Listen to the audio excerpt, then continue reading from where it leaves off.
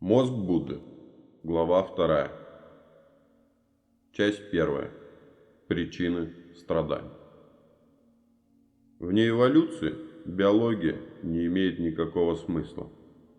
Феодосий Добжанский. В жизни много прекрасного, но в ней также есть и трудности.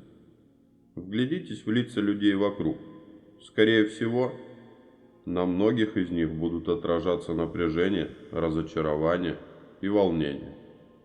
Да и в вашей жизни наверняка были поводы для грусти. Боль бывает разной.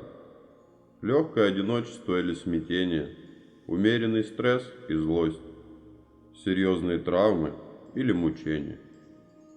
Когда мы в этой книге говорим о страдании, то подразумеваем весь этот спектр переживаний. Страдание может быть не сильным, но хроническим. Фоновое ощущение тревоги, раздражительность, неудовлетворенность.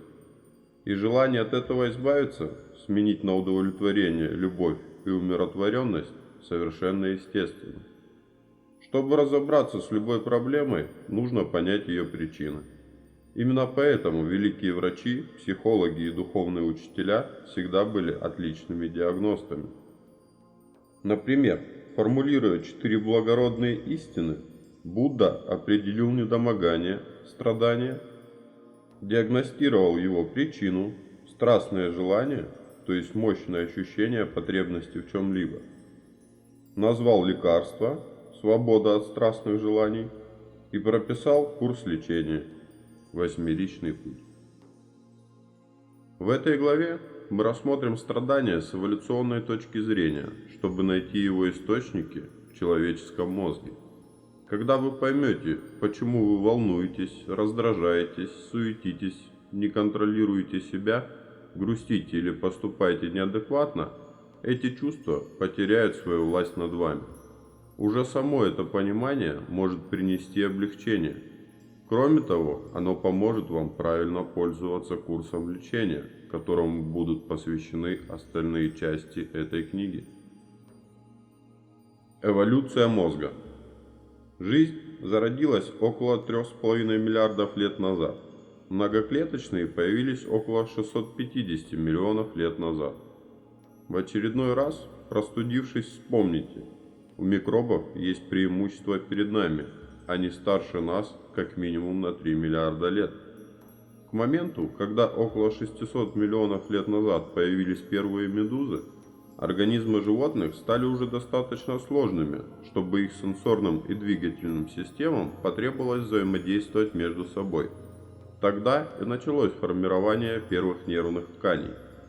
По мере эволюции животных развивалась их нервная система, постепенно появился ее главный штаб – мозг. Эволюция исходит из того, что уже имеется в организме.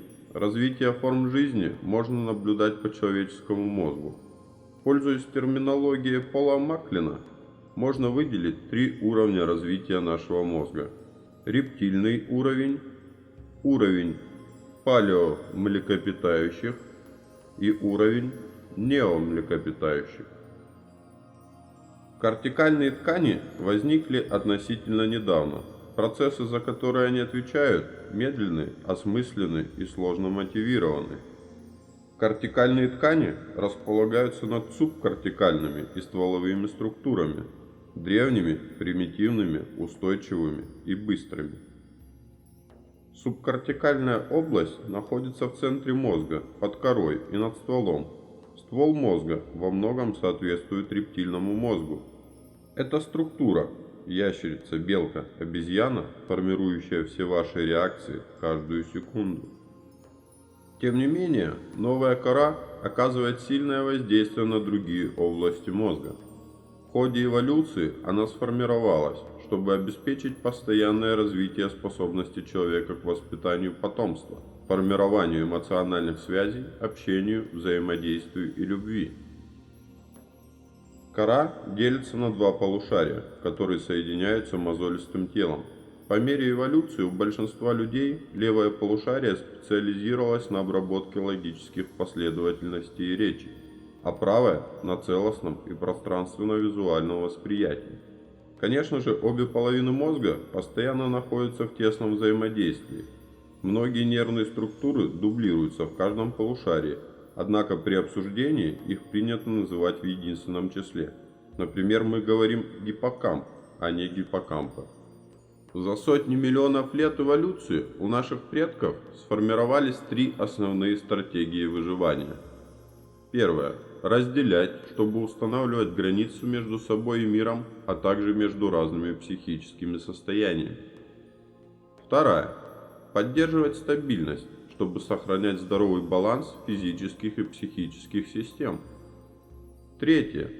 Подходить ближе к потенциальным возможностям и избегать угроз, то есть развивать то, что поможет потомству избегать или противостоять тому, что для него вредно. Эти стратегии оказались необычайно эффективными для выживания. Однако матери природе не важно, как чувствует себя существо, их реализующее. Чтобы сформировать у животных, в число которых входит и человек, мотивацию для использования этих стратегий и передачи генов будущим поколениям, нервные сети эволюционировали. И теперь при определенных условиях они способны вызывать у нас боль и страдания. Когда не удается разделение, подрывается стабильность, потенциальные возможности приносят разочарование или впереди маячат потенциальные угрозы. К сожалению, мы постоянно оказываемся в подобных условиях, потому что первое. Все взаимосвязано. Второе. Все постоянно меняется. Третье. Возможности остаются нереализованными или теряют свою привлекательность. А многие угрозы, такие, например, как старение и смерть, попросту неизбежны. Давайте разберемся, как именно мы из-за этого страдаем. Иллюзия отдельности. Теменные доли мозга находятся в задней части головы сверху. Доля – это округлая выпуклость в коре. У большинства людей левая доля отвечает за выделение объекта из фона окружающего мира, а правая определяет, как объект соотносится с характеристиками окружения. В результате наша жизнь строится вокруг автоматически возникающего допущения, что я отдельный и независимый. В некоторых смыслах это действительно так, но в некоторых, более глубинных вопросах совсем нет. Чтобы жить, организму нужно постоянно осуществлять метаболизм, обмениваться с окружающим миром, материей и энергией. Как следствие, в течение года многие атомы вашего тела сменяются новыми. Энергия, которую вы используете, чтобы выпить воды, возникает из солнечного света и доходит до вас по пищевой цепочке. Свет в прямом смысле подносит кружку к вашим губам. Поэтому кажущаяся очевидная стена между вашим телом и миром – это, скорее всего, лишь иллюзия. А разделение между разумом и миром – это и вовсе линия, нарисованная на обочине. Язык и культура вплетаются в схемы работы разума с момента вашего рождения. Сочувствие и любовь естественным образом помогают вам настраиваться на других людей, чтобы между вами мог возникнуть резонанс. Эти потоки психической активности двигаются и в обратную сторону, потому что вы сами тоже влияете на других. А внутри человеческого разума едва ли вовсе можно провести какие-то разделительные линии. Все его элементы постоянно перетекают друг в друга. Ощущения становятся мыслями, чувствами, желаниями, действиями и снова ощущениями. Поток сознания коррелирует с каскадами молниеносных нервных соединений, каждая из которых рассеивается, превращаясь в следующее. Причем весь этот процесс зачастую занимает меньше секунды. Иллюзия независимости. Я появился на свет благодаря сербскому националисту, убившему эрцгерцога Фердинанда и ускорившему начало Первой мировой войны, которая, в свою очередь, привела к маловероятной встрече моей матери и отца в армейском танцевальном клубе в 1944 году. Конечно же, можно найти тысячи причин, благодаря которым каждый из нас оказался сегодня в этом мире. Как далеко нужно заглянуть в прошлое? Мой сын, родившийся с пуповиной, обвитой вокруг шеи, живет? только благодаря медицинским технологиям, которые развивались в течение нескольких сотен лет. Можно заглянуть в очень глубокое прошлое. Большая часть атомов в вашем теле, в том числе находящийся в легких кислород и железо в крови, родилась в звезде. Когда звезда становится новой, эти элементы разлетаются на огромные расстояния. К моменту начала формирования нашей Солнечной системы, то есть где-то через 9 миллиардов лет после возникновения Вселенной, во Вселенной было достаточно атомов, чтобы из них возникла наша планета, чтобы на свет появились уши, которые слушают эту книгу, и мозг, который понимает эти слова. Воистину, мы здесь, потому что когда-то многие звезды взорвались. Ваше тело состоит из звездной пыли. И ваш разум тоже зависит от бесчисленных предшествующих обстоятельств. Вспомните жизненные события людей, которые сформировали ваши взгляды, личность и эмоции. Представьте, что было бы, если бы при рождении вас подменили и вы выросли в семье бедных владельцев магазинчика в Кении или в семье богатого техасского нефтедобытчика. Как бы это повлияло на состояние вашего разума сегодня? Страдания от разделения. Так как мы все связаны и взаимозависимы от мира, наши попытки существовать отдельно и независимо постоянно приводят к разочарованию, из-за чего возникают болезненные сигналы, тревога, опасность. Более того, даже когда наши попытки приносят какой-то успех, они все равно приводят к страданию.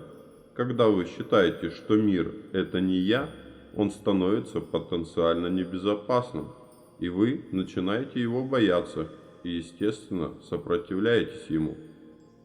Как только вы говорите «я» – это тело, отделенное от мира, его тленность становится вашей тленностью тоже.